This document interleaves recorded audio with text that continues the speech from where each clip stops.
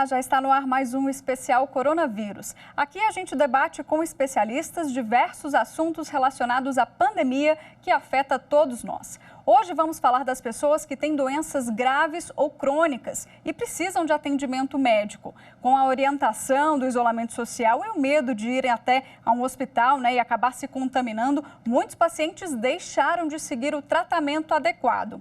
A Sociedade Brasileira de Mastologia já fez um alerta para a diminuição de atendimentos em hospitais públicos das pacientes que estão fazendo o tratamento de câncer de mama. Um levantamento feito nas principais capitais revelou uma queda de 75% nesses atendimentos nos meses de março e abril, em comparação ao mesmo período do ano passado. Para você entender melhor a gravidade do assunto, veja só esse recado. Temos observado no Brasil uma queda drástica no atendimento das pacientes com câncer de mama. Esses números são extremamente significativos quando comparados com números do ano passado.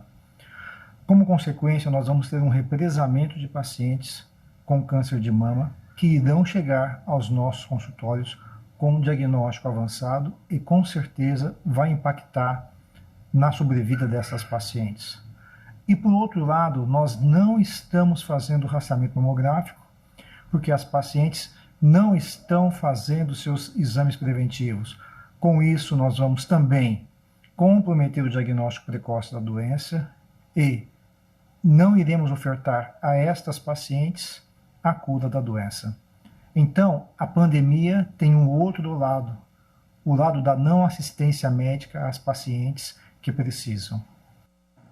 Exatamente, esse é apenas um exemplo, Hoje a gente vai abordar outras doenças que também não podem ter esse tratamento interrompido, mesmo durante a pandemia. Para falar comigo sobre esse assunto, eu converso com o Skype com o médico e especialista em saúde pública, Dr. Gonzalo. Boa noite, Dr. Gonzalo, me escuta bem? Te escuto bem, boa noite também aos nossos telespectadores. Bom, vamos começar então explicando para quem está em casa, A gente está falando de doença grave, doença crônica. Quais doenças estão incluídas nesse rol aí, quando a gente fala de doença crônica que não pode parar o tratamento? Olha, a grande maioria das doenças estão incluídas aí. Nós estamos falando que a mortalidade no Brasil 35% das mortes são doenças cardiovasculares. 20% das mortes são por cânceres. E aí 15% é fruto de violência. Então, só aí nós temos 70% da mortalidade brasileira.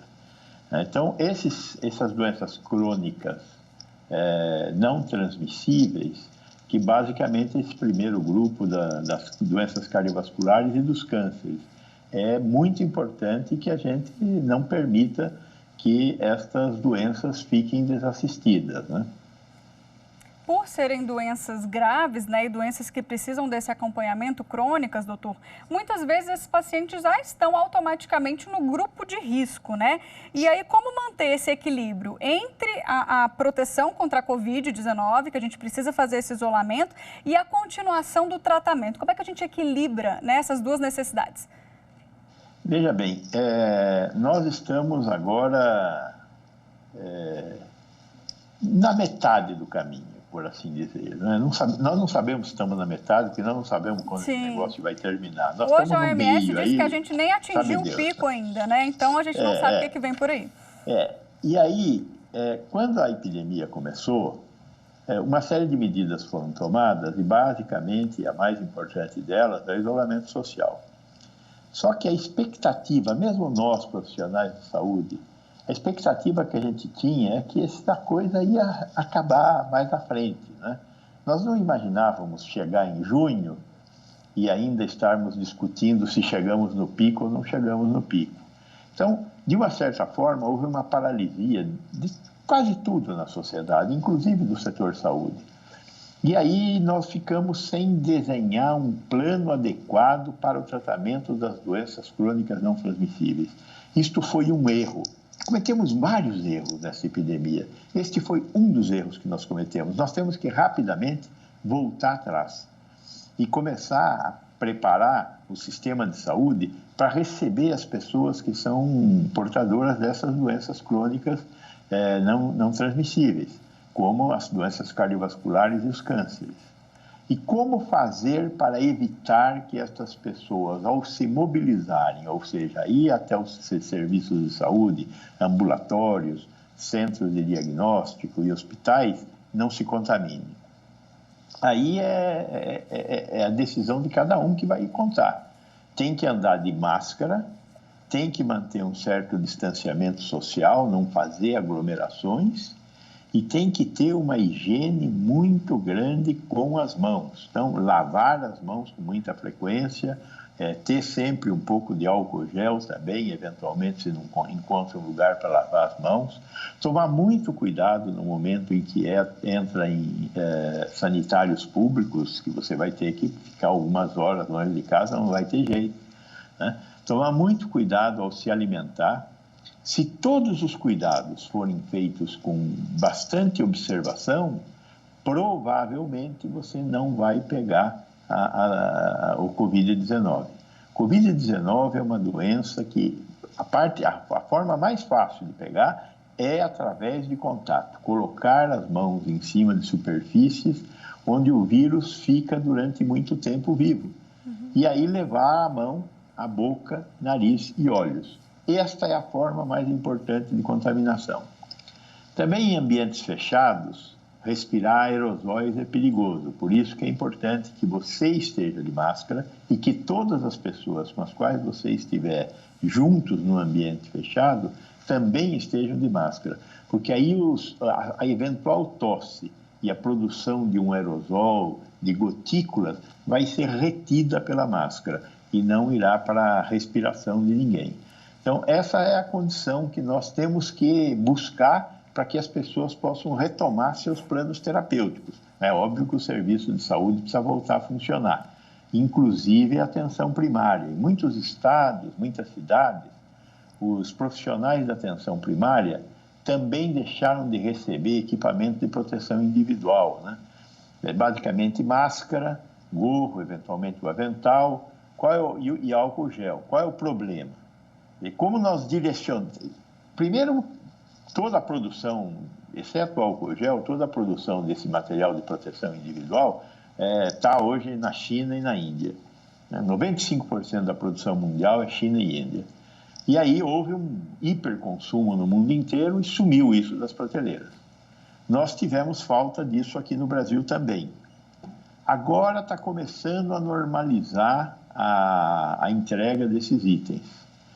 E nesse meio tempo, todos esses itens foram destinados para os hospitais e unidades de tratamento intensivo.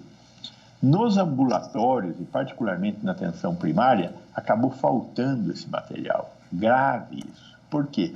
Porque os agentes comunitários de saúde, os profissionais que atuam na atenção primária, não podiam ir até a casa das pessoas e nem tampouco fazer a recepção de pacientes, porque estavam sem equipamento de proteção individual. Seria uma coisa muito perigosa para eles. É verdade. O doutor Gonzalo fez aqui um resumo aí da nossa situação e ainda reforçou essas orientações, né? Que agora a gente está tendo a flexibilização em alguns estados, então é ainda mais importante a gente seguir essas orientações das autoridades, né, do mundo da saúde. Agora, doutor, quero te questionar o seguinte. No começo e até agora, né, algumas cirurgias, as chamadas cirurgias eletivas, foram canceladas devido a esse risco de contaminação, né?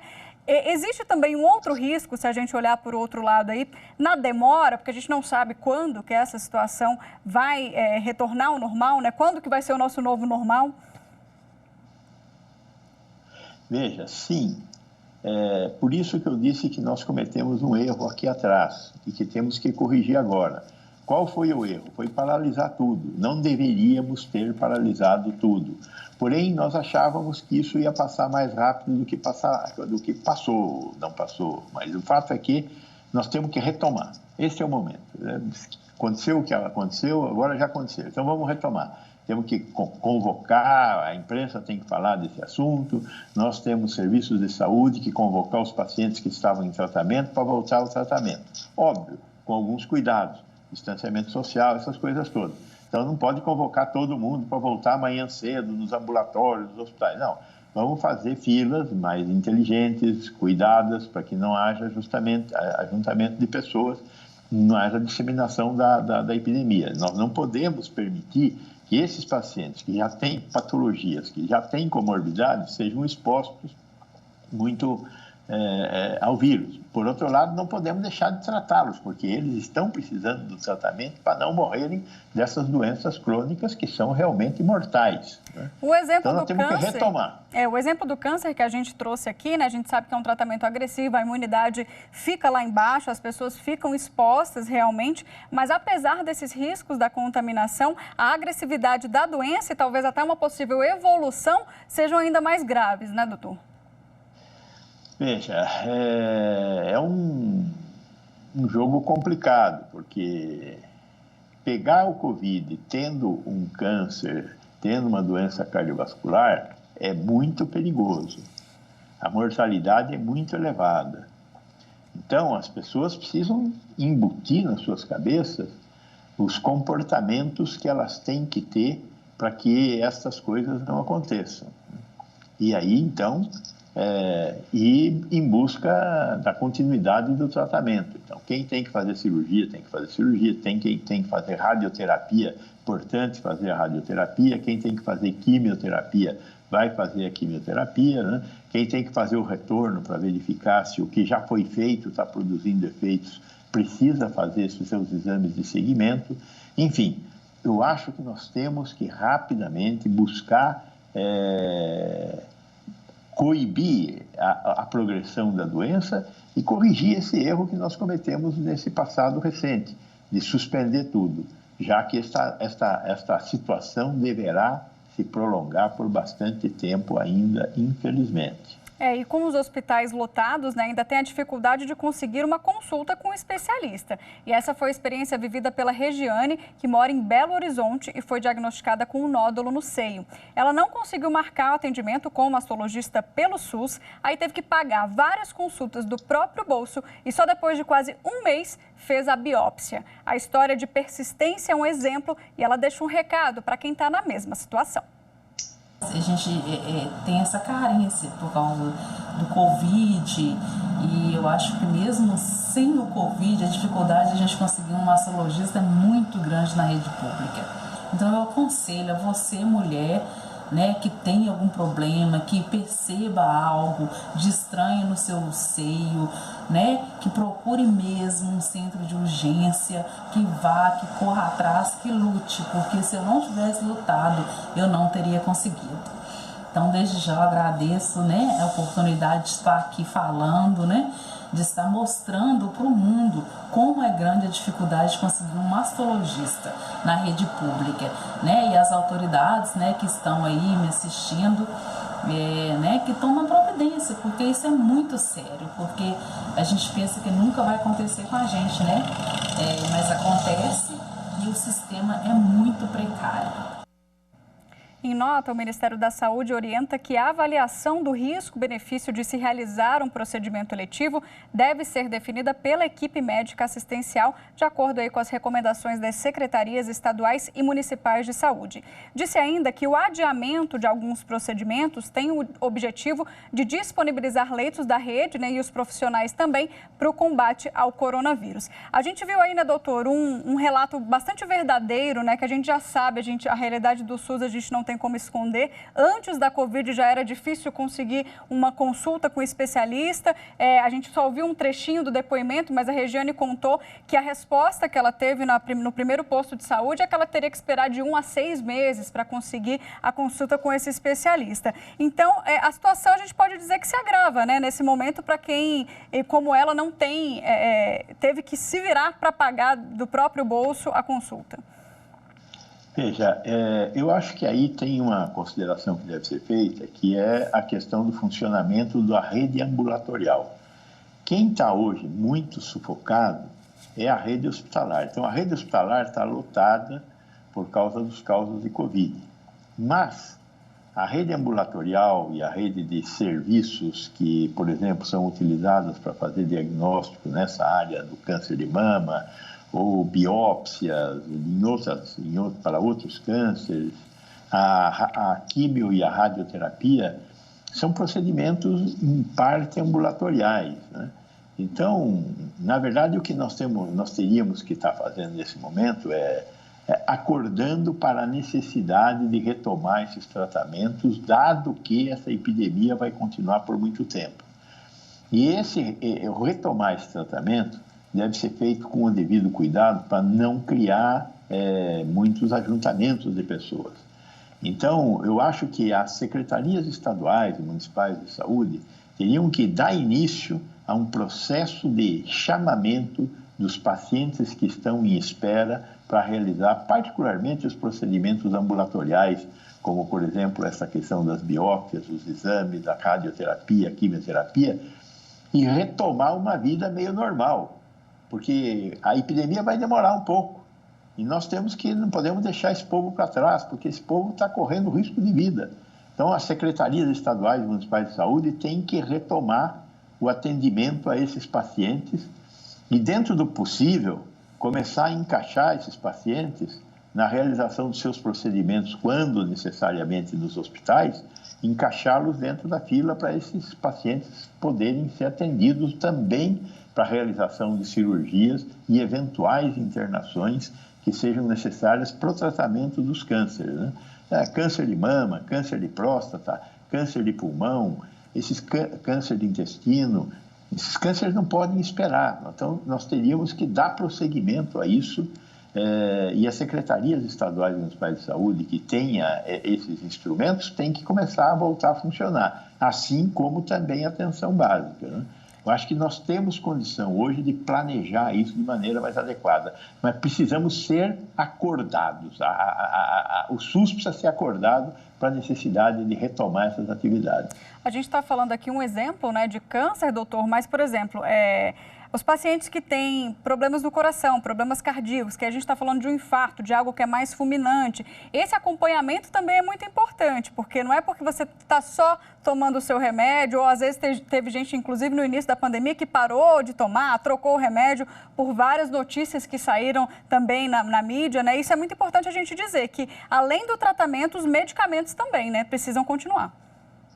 Veja, aqui no Brasil nós não temos muitos dados assim de imediato, mas nos Estados Unidos, que tem um sistema de vigilância epidemiológica mais pronto, nós temos a notícia de que a mortalidade por causas cardiovasculares cresceu durante o período da pandemia 30%. Ou seja, são pessoas que estavam em tratamento de suas doenças cardíacas, insuficiência cardíaca, hipertensão, tudo isso cruzado com diabetes, com problemas pulmonares crônicos, com o fato de que essa epidemia também nos levou a ter uma certa inatividade física. Todo mundo que tinha alguma atividade física parou de ter. Então, aquelas caminhadas que são fundamentais para essas doenças cardiovasculares, ter atividade física, relaxou na alimentação, aumentou o consumo de álcool, que também se cruza com essas doenças crônicas, particularmente as cardiovasculares, e a questão do tabagismo, que continua aí, né? Nós temos uma grande vitória no tabagismo, mas ainda 10% da população usa tabaco, né? Então, esse conjunto é um conjunto explosivo para as doenças cardiovasculares. Então, nós temos que retomar, tem que continuar tomando os medicamentos. Quando a receita vence, tem que ir atrás para buscar mais medicamentos e outra receita. Houve uma prorrogação na validade de receitas, mas os medicamentos continuam na unidade básica, tem que ir na unidade básica buscar os medicamentos. Não pode parar de tomar medicamentos para doenças cardiovasculares, né? Então, nós teríamos que estar retomando tudo isso. Tem que retomar, porque senão a mortalidade por essas doenças vai aumentar muito. E é um efeito colateral que nós não teríamos que viver com o Covid. O Covid vai fazer suas vítimas e nós temos que tomar conta para que ele não faça vítimas entre os portadores das doenças crônico-degenerativas. Doutor, e quem faz hemodiálise, né? Que tem muita gente que precisa desse tratamento, que tem que passar horas ali sentado numa cadeira no ambiente hospitalar. O cuidado precisa ser ainda mais redobrado nesses casos, porque também é uma doença que você para de fazer, você prejudica um órgão, né? Não, você não prejudica o órgão, você morre. Se não fizer as sessões de hemodiálise, são 3 sessões, na média, 3 sessões de hemodiálise por semana, 3, 4 horas sentado na cadeira. Existem agora algumas outras alternativas, a hemodiálise a diálise peritoneal contínua, ambulatorial, existem outras, mas o grosso é isso. Nós temos 140 mil pacientes no Brasil fazendo sessões de hemodiálise 3 vezes por semana. O rim não funciona mais. Então, a única alternativa é a hemodiálise. Estes pacientes continuam indo até o hospital, entram lá, fazem a sua identificação, sentam na cadeira, fazem lá o acesso para tirada e recolhimento e filtragem do sangue. Não temos notícias de que tenha havido um aumento do número de casos de Covid nesta população. É uma população também imunodeprimida, mas é uma população que deve estar tomando bastante cuidado, porque é uma população que aprendeu a tomar cuidado. Então, tem que lavar a mão, tem que tomar cuidado com o acesso para fazer hemodiálise, tem que usar máscara.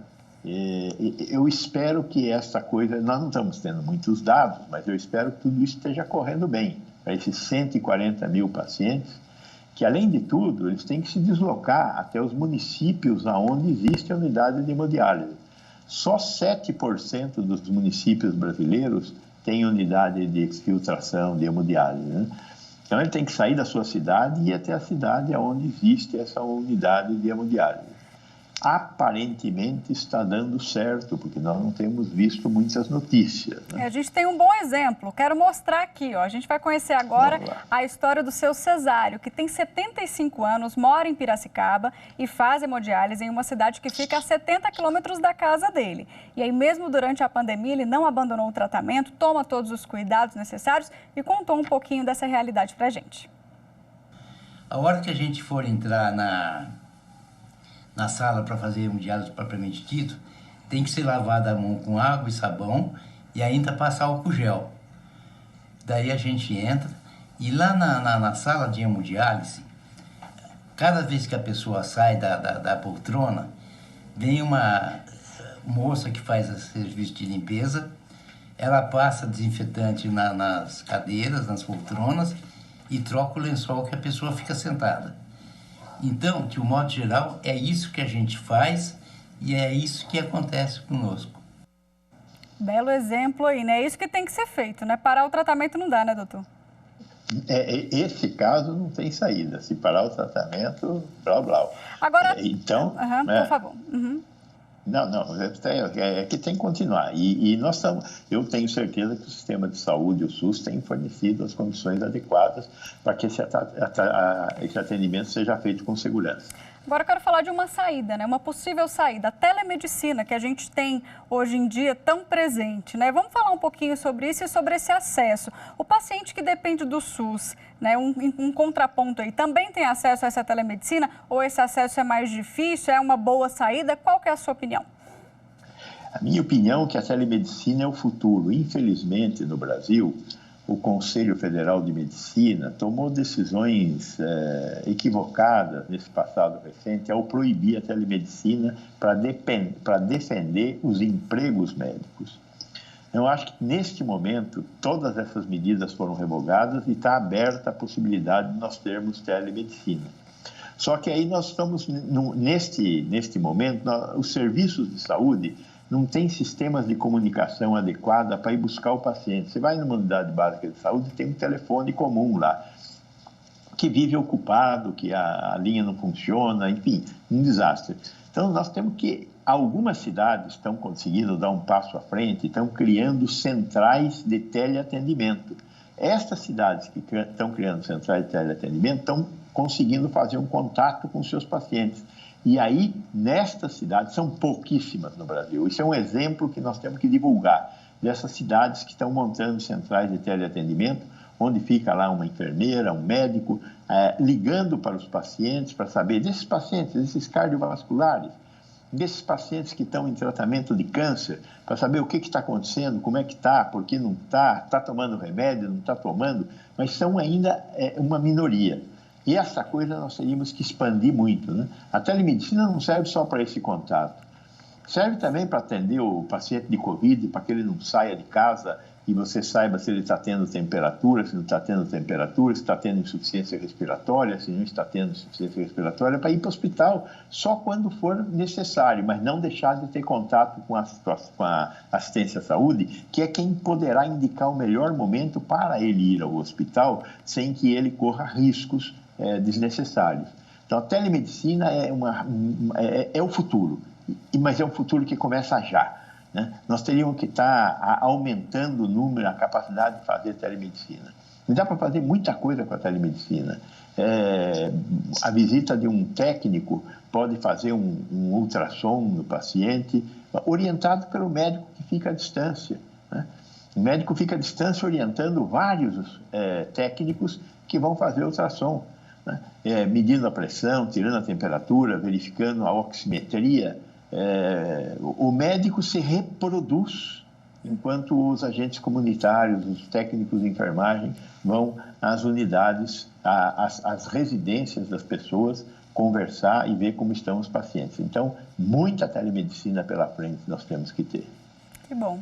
Para a gente fechar, eu queria falar um pouquinho sobre doação de sangue, porque os níveis estão super baixos, né, doutor? Todo mundo com medo, claro. Mas é uma preocupação, porque o sangue precisa estar ali no banco, para quem precisar na hora de uma cirurgia, na hora até de uma doença crônica, algum outro obstáculo aí, esse sangue precisa estar disponível. O que fazer nesses casos, né? A pessoa quer doar, pode doar, está com medo de ir até o hospital? Não tenha medo de doar sangue. E tenha certeza que se você não doar sangue, não irá aparecer sangue de lugar nenhum. Não tem de onde aparecer sangue. Nós não conseguimos fabricar sangue ainda. Então, a única forma de nós termos sangue e seus elementos é através da sua doação. É fundamental doar sangue. Não tem nenhum risco, é lógico, todos os cuidados devem ser tomados, máscara, higiene da mão. Com certeza os bancos de sangue estão tendo o mesmo comportamento que nós estamos vendo aí na unidade de hemodiálise. Todo paciente que senta é trocado o tecido, é feita a desinfecção do local, para que não haja a possibilidade da transmissão sem querer da Covid, né? A única coisa é você tem que fazer sua parte também. Distanciamento social, 1,5 metro de distância, máscaras e muito álcool gel e lavagem de mãos. Mas não deixe de doar. O setor saúde, precisa de sangue para funcionar. Tá certo. Bom, com esse recado, então, a gente finaliza o especial Coronavírus de hoje. Doutor Gonzalo, muito obrigada pela sua participação aqui com a gente. Parabéns para vocês estarem levando esse conjunto de mensagens que a sociedade brasileira precisa receber. Muito obrigada, doutor. A gente fica por aqui, então. Obrigada a você também que esteve conosco até agora. Se você quiser rever esse e outros programas do Especial Coronavírus, acessa lá nosso canal no YouTube, tem tudo para você. TV Justiça Oficial. Até a próxima. Tchau, tchau.